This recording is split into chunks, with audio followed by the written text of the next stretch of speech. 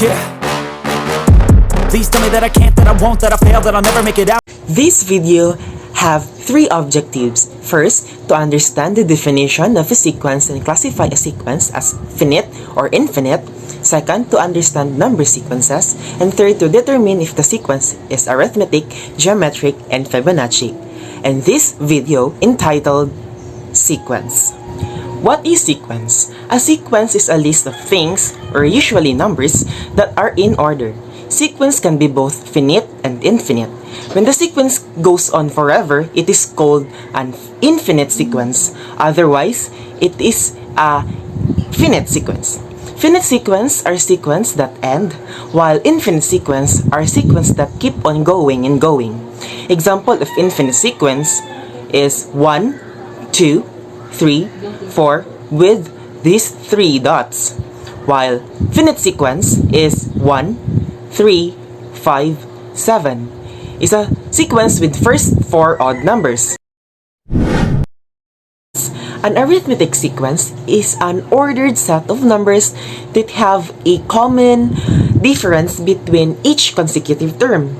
If we add or subtract the same number each time to make the sequence, it is an arithmetic sequence. The formula used in the arithmetic sequence is the a sub n equals a sub 1 plus n minus 1 times d. The a sub n is the nth term in the sequence, while the a sub 1 is the first term in the sequence. Lastly, d is the common difference between terms.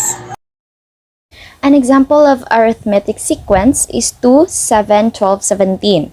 Now all you need to do is look at the gap. So 2 to 7, that is plus 5, then 7 to 12 is plus 5, then 12 to 17, that is again plus 5.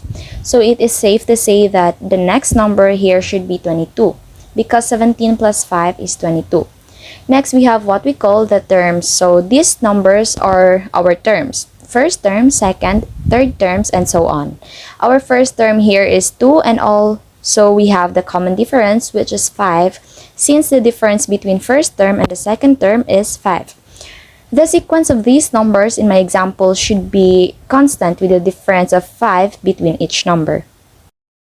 A geometric sequence is a sequence in which each term is found by multiplying the preceding term by the same value. Its general term is a sub n equals a sub 1 multiplied by r raised to n minus 1. The value r is called the common ratio. It is found by taking any term in the sequence and dividing it by its preceding term.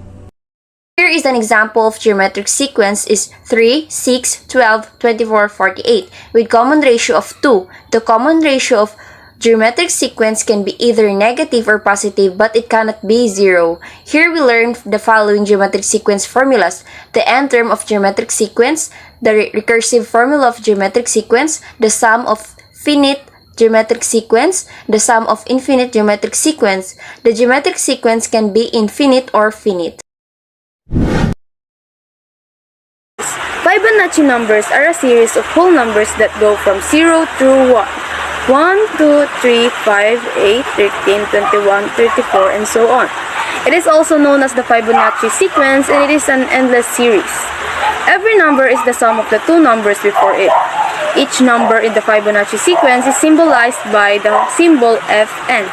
If we build squares with certain widths, Fibonacci numbers can be represented as a spiral.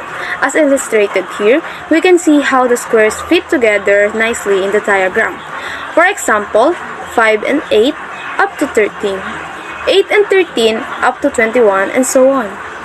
In simple terms, the Fibonacci number rule states that any number in a sequence is the sum of two numbers before it in the sequence.